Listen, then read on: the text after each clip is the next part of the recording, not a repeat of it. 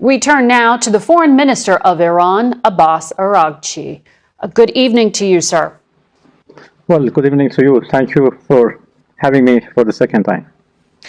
Yes, and they are extraordinary times. Minister, President Trump said this weekend he is not ready to make a deal with Iran because the terms aren't good enough yet.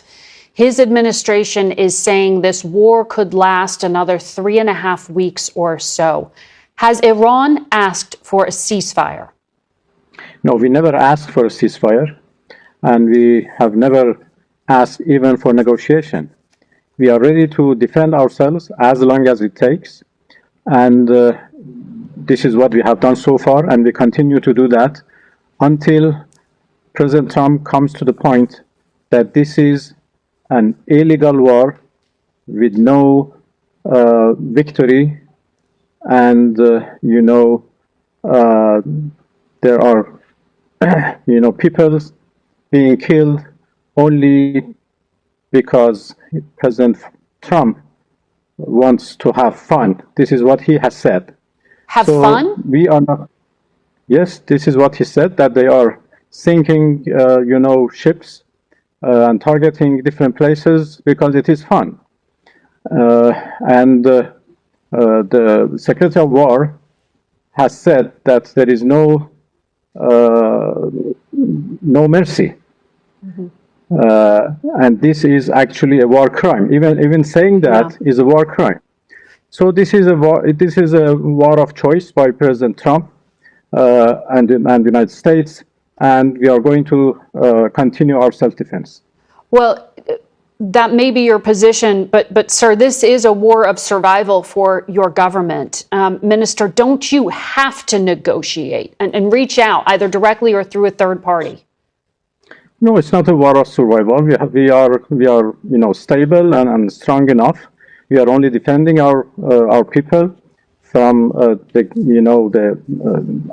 this act of aggression, and we don't see any reason why we should talk with Americans, because we were talking with them when they decided to attack us, and that was for the second time. There is no good experience talking with Americans. We were talking, so why they decided to attack us? So what is good if we go back to talk once again? Well, I want to come back to that in just a moment.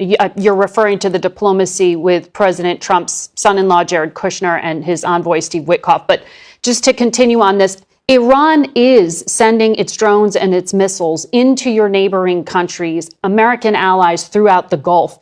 Before the war, your government traded with them, you had relations with them. If your government survives this conflict, how do you go back to doing business with countries you're sending drones into and hitting civilian targets? Well, obviously, these are the countries who have given their soil to American forces to attack us. So what can we do? We just sit and watch that American forces are attacking us from their soil? But your drones are going into civilian areas and hitting plants and hotels and civilians. No, this is not the fact. We are only targeting American assets, American installations, American military bases. Everything belongs to Americans. And this is a fact that they are using their soil. There are many examples.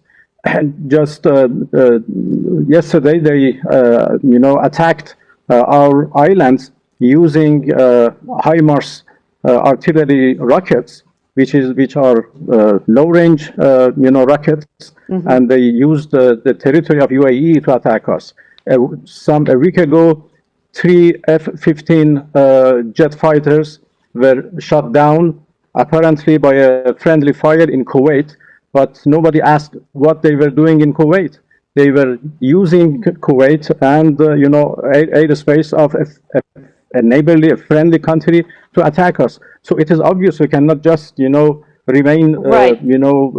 Well, so many of these countries are part of CENTCOM, but this is the point, is that it's going to hurt your country in the long term. But when we talk about the Strait of Hormuz, which is such an important transit point for global trade, You have said it is closed to Israel and it's closed to the United States. The Financial Times is reporting that European diplomats from France and Italy are talking to your government about trying to get safe passage for their ships. Are you open to restarting oil and gas vessels going through there? Well, we are open to countries who want to talk to us about the safe passage of their vessels. You are It depends negotiating with France and Italy? Well, I cannot mention any country in particular, but we have been approached by a number of countries who wants to have a safe passage for their vessels, and this is up to our military to decide. And they have already decided to let a group of vessels belongs to different countries to pass in a safe and secure. So we provide them security to pass because we have not closed this strait. They are not coming themselves because of the insecurity which is there because of the aggression by the U.S. I want to ask you again about the negotiations. Iran has declared it has 440 kilos or so of nuclear material. Where is that material now? Who has custody of it? Well, we have not declared. This is verified and declared by the agency. That's this right. is not a secret. This is not a secret, The agency have said in his many reports the exact amount of our enriched, nuclear material. Yes. So where is it now? Who has custody of it? So they are under the rubbles. Our nuclear facilities were attacked, and everything is under the rubbles. Of course, there is the possibility to retreat them, but under the supervision of the agency. If one day we come to the conclusion to do that, it would be under the supervision of the agency. But for the time being, we have no program, we have no plan to recover them from under the rubbles. Am I understanding you here? Because I know that you said 48 hours before the U.S. strikes happened, you had personally offered to President Trump's negotiators to take that 440 kilo amount of 60% enriched material and to dilute it. You said Iran was ready to give that material away. This was in the deal that was also presented to Vice President Vance by Oman. Today, is Iran still willing to let go of that enriched uranium?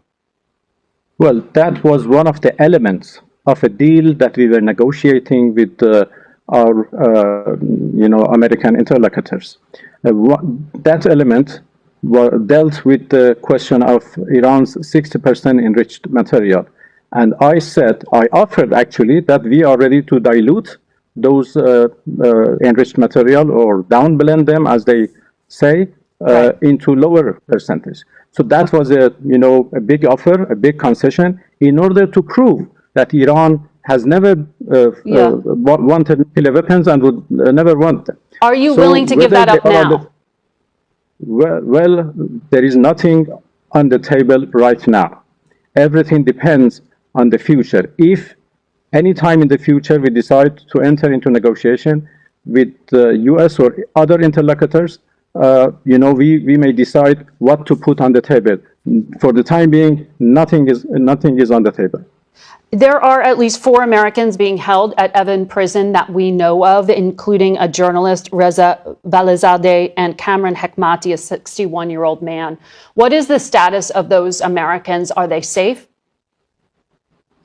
Well, if the U.S. and Israel do not attack our prisons, I guess they are safe.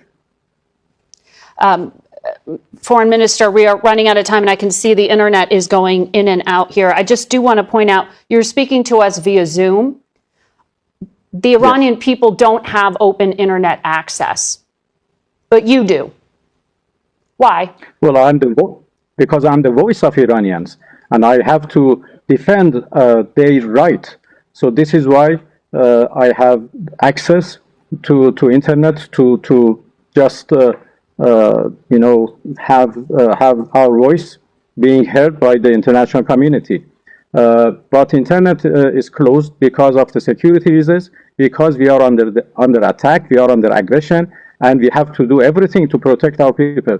In any country, there are urgent measures taken for the sake of war. Minister, I'm glad the uplink worked to talk to you right now. We thank you for your time this morning. Face the Nation will be back in a minute. Stay with us.